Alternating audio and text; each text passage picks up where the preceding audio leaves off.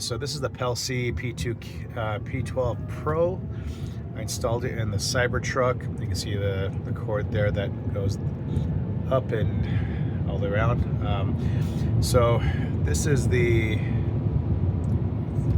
video quality compared to here, compared to the trucks. Thought it would be better. I don't know that it is. The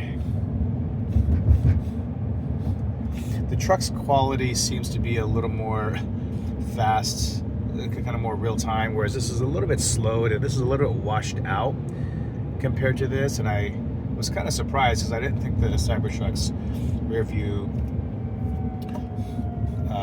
was the best quality, maybe 1080p at best. And I guess these are too. I mean, even though this reads in 4K in the front camera and 2K in the rear camera, it just doesn't display in that.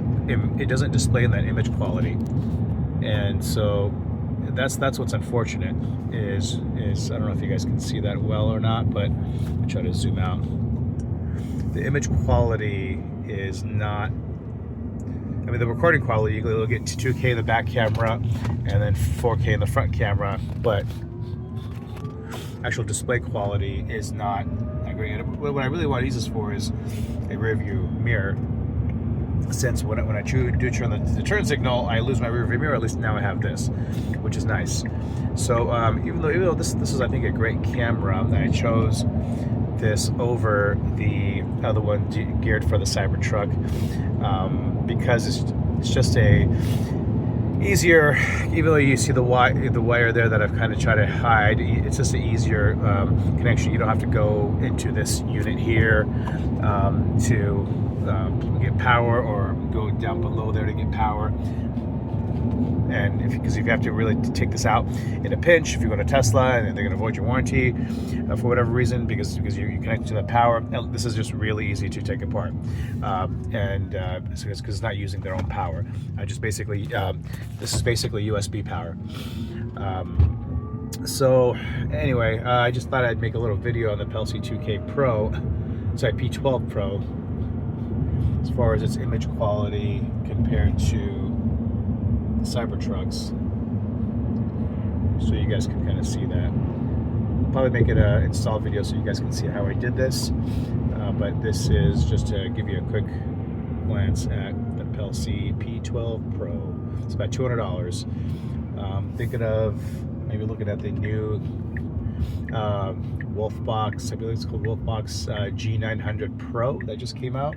Some reviews on that, but this is it so far. Let me know what you guys think. Oh, by the way, I did do some night quality recently here, and it was okay. It was, again, not anything special on the night quality. I wouldn't say it's better than this, even though this is bigger. I think that the problem with these digital displays compared to just a real mirror is you don't really get the clarity. You don't really, like I can look back there, I can look back in a regular mirror and I can see, I can make out certain cars. I can see police officers coming up in the background, several feet away. Probably about 200-300 feet away. I can probably still make them out.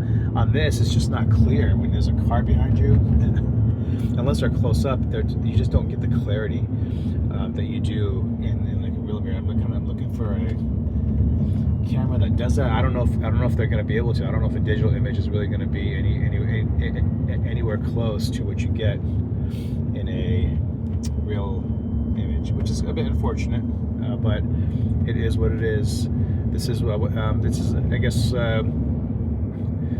I would rather have the Cyberbets tonneau cover that closes up the bed. I think that's just a very useful and awesome feature that I think all trucks should have. So this is just a consequence of having that, which is, again, not a big deal.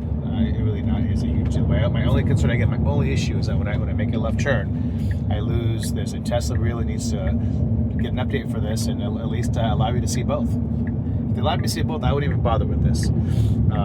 But this is really my main dilemma, is that when I make a left or any type of right or left-hand turn, I lose my rear view display. And sometimes I'm at a light, you may think it's only for a few minutes and what's a big deal, but if I'm at a light, I'm sorry, a few seconds when you're turning, which is not a big deal, but when you're at a light and you're waiting there for a minute or two and just want to see what's behind you, it's kind of nice to have a rear view display. So Tesla should do an update that has both. Just wanted to bring this here, so if you do make it smaller. That's it, guys. Thank you for watching.